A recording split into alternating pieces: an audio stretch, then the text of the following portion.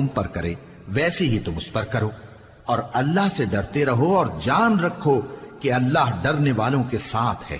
اور اللہ کی راہ میں مال خرچ کرو اور اپنے آپ کو ہلاکت میں نہ ڈالو، اور نیکی کرو، بے شک اللہ نیکی کرنے والوں کو دوست رکھتا ہے۔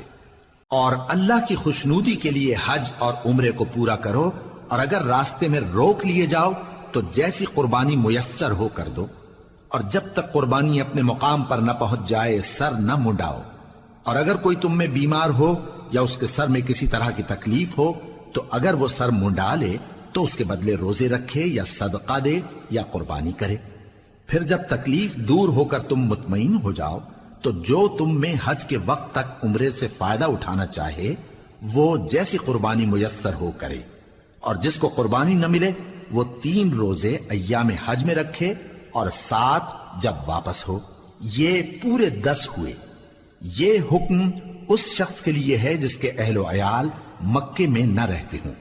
اور اللہ سے ڈرتے رہو اور جان رکھو کہ اللہ سخت عذاب دینے والا ہے۔ حج کے مہینے معین ہیں جو معلوم ہیں، تو جو شخص ان مہینوں میں حج کی نیت کر لے تو حج کے دنوں میں نہ عورتوں سے اختلاط کرے، نہ کوئی برا کام کرے اور نہ کسی سے جھگڑے۔ اور جو نیک کام تم کرو گے وہ اللہ کو معلوم ہو جائے گا۔ اور زاد راہ یعنی رستے کا خرچ ساتھ لے جاؤ، کیونکہ بہترین زاد راہ پرہیزگاری ہے۔ اور اے اہل عقل، مجھی سے ڈرتے رہو، اس کا تمہیں کچھ گناہ نہیں کہ حج کے دنوں میں بذریعہ تجارت اپنے پروردگار سے روزی طلب کرو۔ اور جب عرفات سے واپس ہونے لگو تو مشعر حرام یعنی مزدلفہ میں اللہ کا ذکر کرو، اور اس طرح ذکر کرو جس طرح اس نے تم کو سکھایا، اور اس سے پیشتر تم لوگ ان طریقوں سے محض ناواقف تھے۔ پھر جہاں سے اور لوگ واپس ہوں وہیں سے تم بھی واپس ہو، اور اللہ سے بخشش مانگو، بے شک اللہ بخشنے والا ہے، رحمت کرنے والا ہے۔ پھر جب حج کے تمام ارکان پورے کر چکو تو مینا میں اللہ کو یاد کرو جس طرح اپنے باپ دادا کو یاد کیا کرتے تھے، بلکہ اس سے بھی زیادہ۔ اور بعض لوگ ایسے ہیں جو اللہ سے التجا کرتے ہیں کہ اے پروردگار ہم کو جو دینا ہے دنیا ہی میں دے دے، اور ایسے لوگوں کا آخرت میں کچھ حصہ نہیں۔ اور بعض ایسے ہیں کہ دعا کرتے ہیں کہ پروردگار ہم کو دنیا میں بھی نعمت عطا فرما اور آخرت میں بھی نعمت بخشیو اور دوزخ کے عذاب سے محفوظ رکھیو۔ یہی لوگ ہیں جن کے لیے ان کے کاموں کا حصہ یعنی اجر نیک تیار ہے، اور اللہ جلد حساب لینے والا ہے۔ اور قیام منا کے دنوں میں جو گنتی کے دن ہیں اللہ کو یاد کرو، اگر کوئی جلدی کرے اور 2 ہی دن میں چل دے تو اس پر بھی کچھ گناہ نہیں، اور جو بات تک ٹھہرا رہے اس پر بھی کچھ گناہ نہیں۔ یہ باتیں اس شخص کے لیے ہیں جو اللہ سے ڈرے، اور تم لوگ اللہ سے ڈرتے رہو اور جان رکھو کہ تم سب اس کے پاس جمع کیے جاؤ گے۔ اور کوئی شخص تو ایسا ہے جس کی گفتگو دنیا کی زندگی میں تم کو دلکش معلوم ہوتی ہے، اور وہ اپنے معافی ضمیر پر یعنی اس بات پر جو اس کے دل میں ہے اللہ کو گواہ بناتا ہے، حالانکہ وہ سخت جھگڑالو ہے۔ اور جب پیٹ پھیر کر چلا جاتا ہے تو زمین میں دوڑتا پھرتا ہے تاکہ اس میں فتنہ انگیزی کرے اور کھیتی کو برباد اور انسانوں اور حیوانوں کی نسل کو نابود کر دے، اور اللہ فتنہ انگیزی کو پسند نہیں کرتا۔ اور جب اس سے کہا جاتا ہے کہ اللہ سے خوف کر تو غرور اس کو گناہ میں پھنسا دیتا ہے، سو اس کو جہنم کافی ہے اور وہ بہت برا ٹھکانہ ہے۔ اور کوئی شخص ایسا ہے کہ اللہ کی خوشنودی حاصل کرنے کے لیے اپنی جان بیچ ڈالتا ہے، اور اللہ بندوں پر بہت مہربان ہے۔ مومنو، اسلام میں پورے داخل ہو جاؤ اور شیطان کے پیچھے نہ چلو، وہ تو تمہارا کھلا دشمن ہے۔ پھر اگر تم احکام روشن پہنچ جانے کے بعد لڑکھڑا جاؤ تو جان رکھو کہ اللہ غالب ہے، حکمت والا ہے۔ کیا یہ لوگ اسی بات کے منتظر ہیں کہ ان پر اللہ کا عذاب بادل کے سائبانوں میں آ نازل ہو اور فرشتے بھی اتر آئیں اور کام تمام کر دیا جائے؟ اور سب کاموں کا رجوع اللہ ہی کی طرف ہے۔ اے پیغمبر، بنی اسرائیل سے پوچھو کہ ہم نے ان کو کتنی کھلی نشانیاں دیں، اور جو شخص اللہ کی نعمت کو اپنے پاس آنے کے بعد بدل دے تو اللہ سخت عذاب کرنے والا ہے۔ اور جو کافر ہیں ان کے لیے دنیا کی زندگی خوشنما کر دی گئی ہے، اور وہ مومنوں سے تمسخر کرتی ہیں، لیکن جو پرہیزگار ہیں وہ قیامت کے دن ان سے اوپر ہوں گے، اور اللہ جس کو چاہتا ہے بے حساب رزق دیتا ہے۔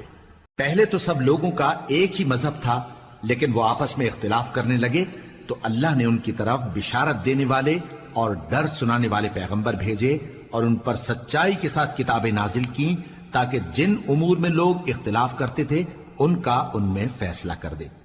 اور اس میں اختلاف بھی انہی لوگوں نے کیا جن کو کتاب دی گئی تھی، باوجود کہ ان کے پاس کھلے ہوئے احکام آ چکے تھے، اور یہ اختلاف انہوں نے صرف آپس کی ضد سے کیا۔ تو جس امر حق میں وہ اختلاف کرتے تھے اللہ نے اپنی مہربانی سے مومنوں کو اس کی راہ دکھا دی، اور اللہ جس کو چاہتا ہے سیدھا رستہ دکھا دیتا ہے۔ کیا تم یہ خیال کرتے ہو کہ یوں ہی بہشت میں داخل ہو جاؤ گے، اور ابھی تم کو پہلے لوگوں کی سی مشکلیں تو پیش آئی ہی نہیں؟ ان کو بڑی بڑی سختیاں اور تکلیفیں پہنچیں اور وہ صعوبتوں میں ہلا ہلا دیے گئے، یہاں تک کہ پیغمبر اور مومن لوگ جو ان کے ساتھ تھے سب پکار اٹھے کہ کب اللہ کی مدد آئے گی۔ دیکھو اللہ کی مدد ان قریب آیا چاہتی ہے۔ اے نبی، لوگ تم سے پوچھتے ہیں کہ اللہ کی راہ میں کس طرح کا مال خرچ کریں۔ کہہ دو کہ جو چاہو خرچ کرو، لیکن جو مال خرچ کرنا چاہو وہ درجہ بدرجہ اہل استحقاق یعنی ماں باپ کو اور قریب کے رشتہ داروں کو اور یتیموں کو اور محتاجوں کو اور مسافروں کو سب کو دو، اور جو بھلائی تم کرو گے اللہ اس کو جانتا ہے۔ مسلمانوں، تم پر اللہ کے رستے میں لڑنا فرض کر دیا گیا ہے، اور وہ تمہیں ناگوار تو ہوگا، مگر عجب نہیں کہ ایک چیز تم کو بری لگے اور وہ تمہارے حق میں بھلی ہو، اور عجب نہیں کہ ایک چیز تم کو بھلی لگے اور وہ تمہارے لیے مضر ہو، اور ان باتوں کو اللہ ہی بہتر جانتا ہے اور تم نہیں جانتے۔ اے پیغمبر، لوگ تم سے عزت والے مہینوں میں لڑائی کرنے کے بارے میں دریافت کرتے ہیں، کہہ دو کہ ان میں لڑنا بڑا گناہ ہے، اور اللہ کی راہ سے روکنا اور اس سے کفر کرنا اور مسجد حرام یعنی خانہ کعبہ میں جانے سے بند کرنا اور اہل مسجد کو اس میں سے نکال دینا جو یہ کفار کرتے ہیں، اللہ کے نزدیک اس سے بھی زیادہ گناہ ہے، اور فتنہ انگیزی خونریزی سے بھی بڑھ کر ہے، اور یہ لوگ ہمیشہ تم سے لڑتے رہیں گے، یہاں تک کہ اگر مقدور رکھیں تو تم کو تمہارے دین سے پھیر دیں، اور جو کوئی تم میں سے اپنے دین سے پھر کر کافر ہو جائے گا اور کافر ہی مرے گا تو ایسے لوگوں کے اعمال دنیا اور آخرت دونوں میں برباد ہو جائیں گے، اور یہی لوگ دوزخ میں جانے والے ہیں جس میں ہمیشہ رہیں گے۔ جو لوگ ایمان لائے اور اللہ کے لیے وطن چھوڑ گئے اور کفار سے جنگ کرتے رہے وہی اللہ کی رحمت کے امیدوار ہیں، اور اللہ بخشنے والا ہے، رحمت کرنے والا ہے۔ اے پیغمبر، لوگ تم سے شراب اور جوئے کا حکم دریافت کرتے ہیں، کہہ دو کہ ان میں گناہ بڑے ہیں اور لوگوں کے لیے کچھ فائدے بھی ہیں، مگر ان کے گناہ فائدوں سے کہیں زیادہ ہیں۔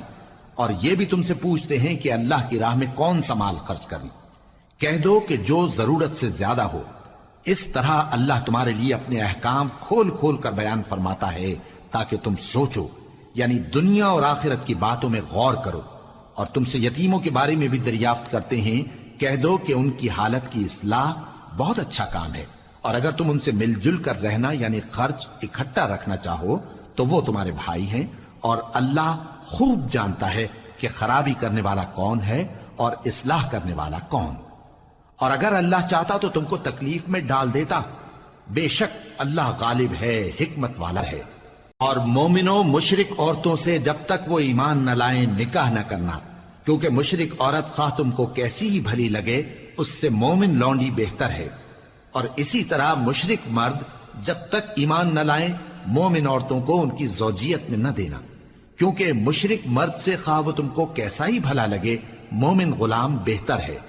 یہ مشرک لوگوں کو دوزخ کی طرف بلاتے ہیں، اور اللہ اپنی مہربانی سے بہشت اور بخشش کی طرف بلاتا ہے، اور اپنے حکم لوگوں سے کھول کھول کر بیان کرتا ہے تاکہ نصیحت حاصل کریں۔ اور تم سے حیض کے بارے میں دریافت کرتے ہیں، کہہ دو وہ تو نجاست ہے، سو ایام حیض میں عورتوں سے کنارہ کش رہو، اور جب تک وہ پاک نہ ہو جائیں ان سے مقاربت نہ کرو۔ ہاں، جب وہ پاک ہو جائیں تو جس طریق سے اللہ نے تمہیں ارشاد فرمایا ہے ان کے پاس جاؤ، کچھ شک نہیں کہ اللہ توبہ کرنے والوں اور پاک صاف رہنے والوں کو دوست رکھتا ہے۔ تمہاری عورتیں تمہاری کھیتی ہیں، تو اپنی کھیتی میں جس طرح چاہو جاؤ، اور اپنے لیے نیک عمل آگے بھیجو، اور اللہ سے ڈرتے رہو، اور جان رکھو کہ ایک دن تمہیں اس کے روبرو حاضر ہونا ہے۔ اور اے پیغمبر، ایمان والوں کو بشارت سنا دو، اور اللہ کے نام کو اس بات کا ہیلہ نہ بنانا کہ اس کی قسمیں کھا کھا کر سلوک کرنے اور پرہیزگاری کرنے اور لوگوں میں صلح و سازگاری کرانے سے رک جاؤ، اور اللہ سب کچھ سنتا ہے، جانتا ہے۔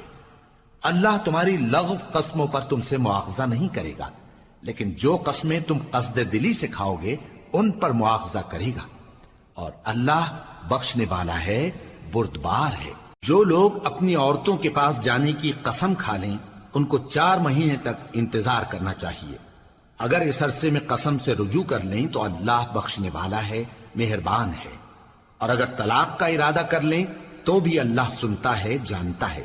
اور طلاق والی عورتیں 3 حیض تک اپنے تئیں روکے رہیں، اور اگر وہ اللہ اور روز قیامت پر ایمان رکھتی ہیں تو ان کو جائز نہیں کہ اللہ نے جو کچھ ان کے شکم میں پیدا کیا ہے اس کو چھپائیں۔ اور ان کے خاوند اگر پھر موافقت چاہیں تو اس مدت میں وہ ان کو اپنی زوجیت میں لے لینے کے زیادہ حقدار ہیں۔ اور عورتوں کا حق مردوں پر ویسا ہی ہے جیسے دستور کے مطابق مردوں کا حق عورتوں پر ہے، البتہ مردوں کو عورتوں پر 1 درجہ فضیلت ہے، اور اللہ غالب ہے، صاحب حکمت ہے۔ طلاق صرف 2 بار ہے، یعنی جب 2 دفعہ طلاق دے دی جائے تو پھر عورتوں کو یا تو بطریق شائستہ نکاح میں رہنے دینا ہے یا بھلائی کے ساتھ چھوڑ دینا۔ اور یہ جائز نہیں کہ جو مہر تم ان کو دے چکے ہو اس میں سے کچھ واپس لے لو۔ ہاں، اگر زن و شوہر کو خوف ہو کہ وہ اللہ کی حدوں کو قائم نہیں رکھ سکیں گے تو اگر عورت خاوند کے ہاتھ سے رہائی پانے کے بدلے میں کچھ دے ڈالے تو دونوں پر کچھ گناہ نہیں۔ یہ اللہ کی مقرر کی ہوئی حدیں ہیں، ان سے باہر نہ نکلنا، اور جو لوگ اللہ کی حدوں سے باہر نکل جائیں گے وہ گناہگار ہوں گے۔ پھر اگر شوہر 2 طلاقوں کے بعد تیسری طلاق عورت کو دے دے تو اس کے بعد جب تک عورت کسی دوسرے شخص سے نکاح نہ کر لے اس پہلے شوہر پر حلال نہ ہوگی۔ ہاں، اگر دوسرا خاوند بھی طلاق دے دے اور عورت اور پہلا خاوند پھر ایک دوسرے کی طرف رجوع کر لیں تو ان پر کچھ گناہ نہیں، بشرطے کہ دونوں یقین کریں کہ اللہ کی حدوں کو قائم رکھ سکیں گے، اور یہ اللہ کی حدیں ہیں، ان کو وہ ان لوگوں کے لیے بیان فرماتا ہے جو علم رکھتے ہیں۔ اور جب تم عورتوں کو 2 دفعہ طلاق دے چکو اور ان کی عدت پوری ہو جائے تو انہیں یا تو حسن سلوک سے نکاح میں رہنے دو یا بطریق شائستہ رخصت کر دو، اور اس نیت سے ان کو نکاح میں نہ رہنے دینا چاہیے کہ انہیں تکلیف دو اور ان پر زیادتی کرو، اور جو ایسا کرے گا وہ اپنا ہی نقصان کرے گا۔ اور اللہ کے احکام کو ہنسی اور کھیل نہ بناؤ، اور اللہ نے تم کو جو نعمتیں بخشی ہیں اور تم پر جو کتاب اور دانائی کی باتیں نازل کی ہیں جن سے وہ تمہیں نصیحت فرماتا ہے ان کو یاد کرو، اور اللہ سے ڈرتے رہو، اور جان رکھو کہ اللہ ہر چیز سے واقف ہے۔ اور جب تم عورتوں کو طلاق دے چکو اور ان کی عدت پوری ہو جائے تو ان کو اپنے شوہروں کے ساتھ جب وہ آپس میں جائز طور پر راضی ہو جائیں نکاح کرنے سے مت روکو۔ اس حکم سے اس شخص کو نصیحت کی جاتی ہے جو تم میں اللہ اور روز آخر پر یقین رکھتا ہے۔ یہ تمہارے لیے نہایت خوب اور بہت پاکیزگی کی بات ہے، اور اللہ جانتا ہے اور تم نہیں جانتے۔ اور مائیں اپنے بچوں کو پورے 2 سال دودھ پلائیں، یہ حکم اس شخص کے لیے ہے جو پوری مدت تک دودھ پلوانا چاہے، اور دودھ پلانے والی ماؤں کا کھانا اور کپڑا دستور کے مطابق باپ کے ذمے ہوگا۔ کسی شخص کو اس کی طاقت سے زیادہ تکلیف نہیں دی جاتی، تو یاد رکھو کہ نہ تو ماں کو اس کے بچے کے سبب نقصان پہنچایا جائے اور نہ باپ کو اس کی اولاد کی وجہ سے نقصان پہنچایا جائے، اور اسی طرح نان و نفقہ بچے کے وارث کے ذمے ہے۔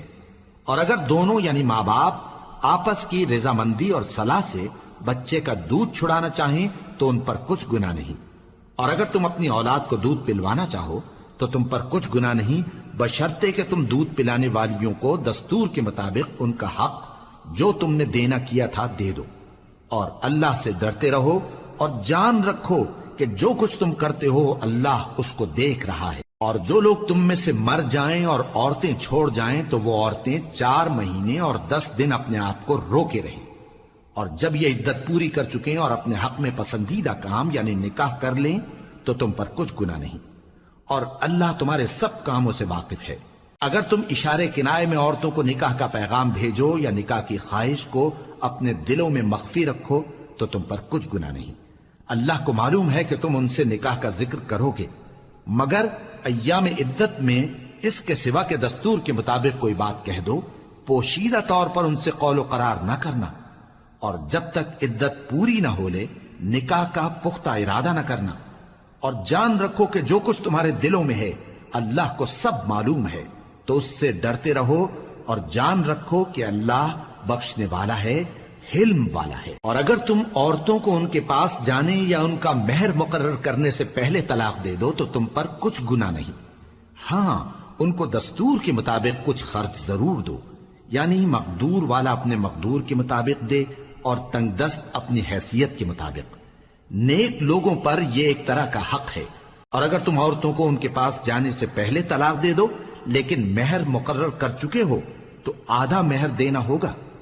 ہاں اگر عورتیں مہر بخش دیں یا مرد جن کے ہاتھ میں عقد نکاح ہے اپنا حق چھوڑ دیں اور پورا مہر دے دیں تو ان کو اختیار ہے۔ اور اگر تم مرد لوگ ہی اپنا حق چھوڑ دو تو یہ پرہیزگاری کی بات ہے، اور آپس میں بھلائی کرنے کو فراموش نہ کرنا۔ کچھ شک نہیں کہ اللہ تمہارے سب کاموں کو دیکھ رہا ہے۔ مسلمانوں، سب نمازیں خصوصاً بیچ کی نماز یعنی نماز عصر پورے اہتمام کے ساتھ ادا کرتے رہو اور اللہ کے آگے ادب سے کھڑے رہا کرو۔ پھر اگر تم خوف کی حالت میں ہو تو پیادے یا سوار جس حال میں ہو نماز پڑھ لو۔ پھر جب امن و اطمینان ہو جائے تو جس طریق سے اللہ نے تم کو سکھایا ہے جو تم پہلے نہیں جانتے تھے اللہ کو یاد کرو۔ اور جو لوگ تم میں سے مر جائیں اور عورتیں چھوڑ جائیں وہ اپنی عورتوں کے حق میں وصیت کر جائیں کہ ان کو 1 سال تک خرچ دیا جائے اور گھر سے نہ نکالی جائیں۔ ہاں اگر وہ خود گھر سے چلی جائیں اور اپنے حق میں پسندیدہ کام یعنی نکاح کر لیں تو تم پر کچھ گناہ نہیں، اور اللہ زبردست ہے، حکمت والا ہے۔ اور مطلقہ عورتوں کو بھی دستور کے مطابق نان و نفقہ دینا چاہیے، پرہیزگاروں پر یہ بھی حق ہے۔ اسی طرح اللہ اپنے احکام تمہارے لیے بیان فرماتا ہے تاکہ تم سمجھو۔ بھلا تم نے ان لوگوں کو نہیں دیکھا جو شمار میں ہزاروں ہی تھے اور موت کے ڈر سے اپنے گھروں سے نکل بھاگے تھے؟ تو اللہ نے ان کو حکم دیا کہ مر جاؤ، پھر ان کو زندہ بھی کر دیا۔ کچھ شک نہیں کہ اللہ لوگوں پر مہربانی رکھتا ہے، لیکن اکثر لوگ شکر نہیں کرتے۔ اور مسلمانوں، اللہ کی راہ میں جہاد کرو اور جان رکھو کہ اللہ سب کچھ سنتا ہے، سب کچھ جانتا ہے۔ کون ہے کہ اللہ کو قرض حسنہ دے کہ وہ اس کے بدلے اس کو کئی گنا زیادہ دے گا؟ اور اللہ ہی روزی کو تنگ کرتا اور وہی اسے کشادہ کرتا ہے، اور تم اسی کی طرف لوٹ کر جاؤ گے۔ بھلا تم نے بنی اسرائیل کی ایک جماعت کو نہیں دیکھا جس نے موسیٰ کے بعد اپنے پیغمبر سے کہا کہ آپ ہمارے لیے ایک بادشاہ مقرر کر دیں تاکہ ہم اللہ کی راہ میں جہاد کریں؟ پیغمبر نے کہا کہ اگر تم کو جہاد کا حکم دیا جائے تو ایسا تو نہیں کہ لڑنے سے پہلو تہی کرو۔ وہ کہنے لگے کہ ہم اللہ کی راہ میں کیوں نہ لڑیں گے جبکہ ہم وطن سے خارج اور بال بچوں سے جدا کر دیے گئے۔ پھر جب ان کو جہاد کا حکم دیا گیا تو چند اشخاص کے سوا سب پھر گئے، اور اللہ ظالموں سے خوب واقف ہے۔ اور پیغمبر نے ان سے یہ بھی کہا کہ اللہ نے تم پر طالوت کو بادشاہ مقرر فرمایا ہے۔ وہ بولے کہ اسے ہم پر بادشاہی کا حق کیوں کر ہو سکتا ہے؟ اس سے بڑھ کر بادشاہی کے مستحق تو ہم ہیں، اور اس کے پاس تو بہت سی دولت بھی نہیں۔ پیغمبر نے کہا کہ اللہ نے اس کو تم پر فضیلت دی ہے اور بادشاہی کے لیے منتخب فرمایا ہے۔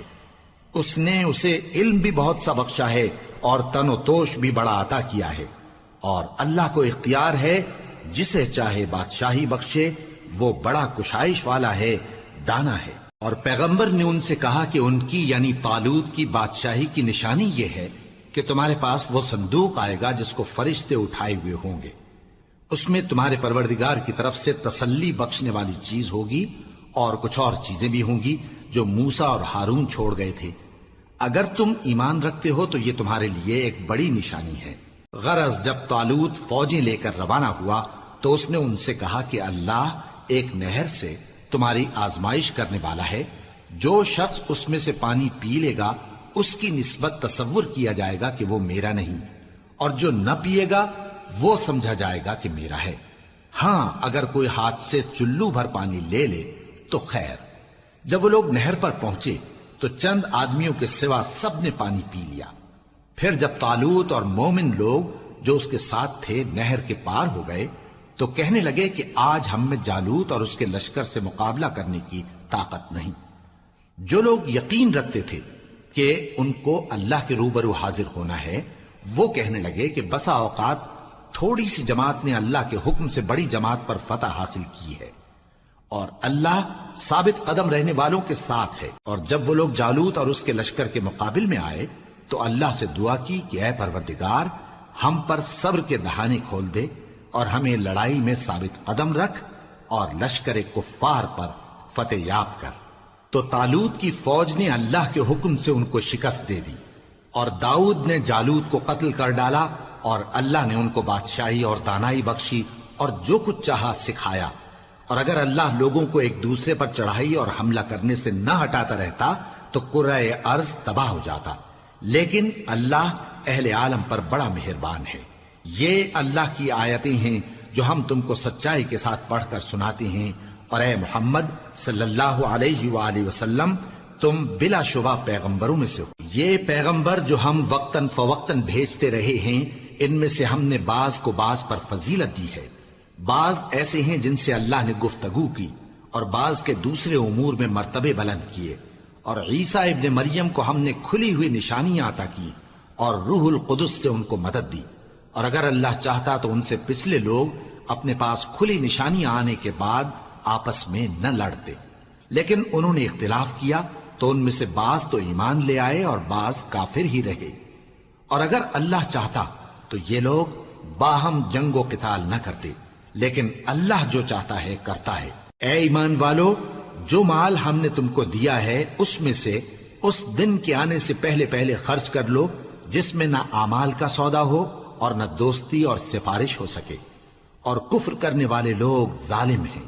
اللہ وہ معبود برحق ہے کہ اس کے سوا کوئی عبادت کے لائق نہیں، زندہ ہے، سب کو تھامنے والا، اسے نہ اونگ آتی ہے نہ نیند، جو کچھ آسمانوں میں اور جو کچھ زمین میں ہے سب اسی کا ہے۔ کون ہے کہ اس کی اجازت کے بغیر اس سے کسی کی سفارش کر سکے؟ جو کچھ لوگوں کے روبرو ہو رہا ہے اور جو کچھ ان کے پیچھے ہو چکا ہے اسے سب معلوم ہے، اور لوگ اس کی معلومات میں سے کسی چیز پر دسترس حاصل نہیں کر سکتے۔ ہاں جس قدر وہ چاہتا ہے اسی قدر معلوم کرا دیتا ہے۔ اس کی بادشاہی اور علم آسمان اور زمین سب پر حاوی ہے، اور اسے ان کی حفاظت کچھ بھی دشوار نہیں۔ وہ بڑا عالی رتبہ ہے، جلیل القدر ہے۔ دین اسلام میں کوئی زبردستی نہیں ہے، ہدایت صاف طور پر ظاہر اور گمراہی سے الگ ہو چکی ہے۔ تو جو شخص بتوں سے اعتقاد نہ رکھے اور اللہ پر ایمان لائے اس نے ایسی مضبوط رسی ہاتھ میں پکڑ لی ہے جو کبھی ٹوٹنے والی نہیں، اور اللہ سب کچھ سنتا ہے، سب کچھ جانتا ہے۔ جو لوگ ایمان لائے ہیں ان کا دوست اللہ ہے کہ اندھیرے سے نکال کر روشنی میں لے جاتا ہے، اور جو کافر ہیں ان کے دوست شیطان ہیں کہ ان کو روشنی سے نکال کر اندھیرے میں لے جاتے ہیں۔ یہی لوگ اہل دوزخ ہیں کہ اس میں ہمیشہ رہیں گے۔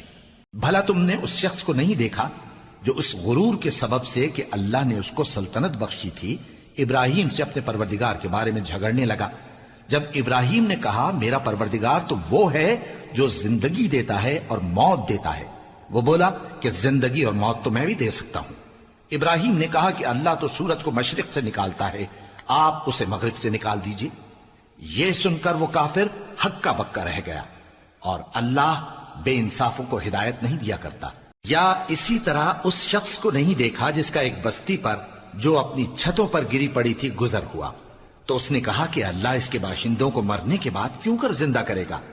تو اللہ نے اس کی روح قبض کر لی اور 100 برس تک اس کو مردہ رکھا، پھر اس کو جلا اٹھایا اور پوچھا تم کتنا عرصہ مرے پڑے رہے ہو؟ اس نے جواب دیا کہ 1 دن یا اس سے بھی کم۔ اللہ نے فرمایا نہیں بلکہ 100 برس مرے رہے ہو، اور اپنے کھانے پینے کی چیزوں کو دیکھو کہ اتنی مدت میں مطلق سڑی بسی نہیں، اور اپنے گدھے کو بھی دیکھو جو مرا پڑا ہے۔ غرض ان باتوں سے یہ ہے کہ ہم تم کو لوگوں کے لیے اپنی قدرت کی نشانی بنائیں.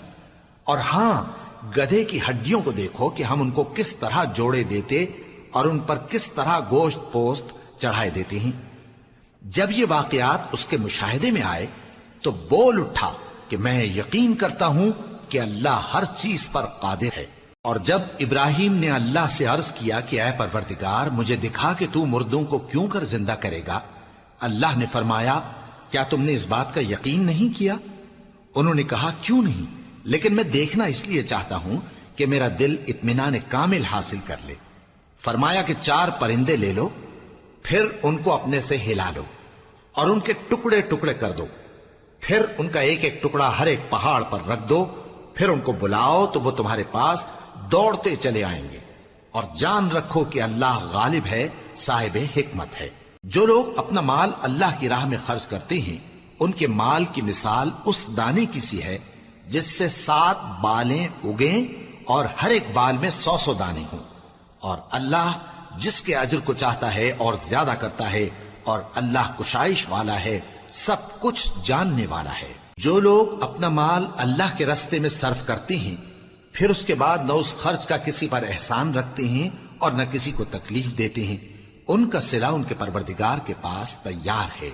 اور قیامت کے روز نہ ان کو کچھ خوف ہوگا اور نہ وہ غمگین ہوں گے.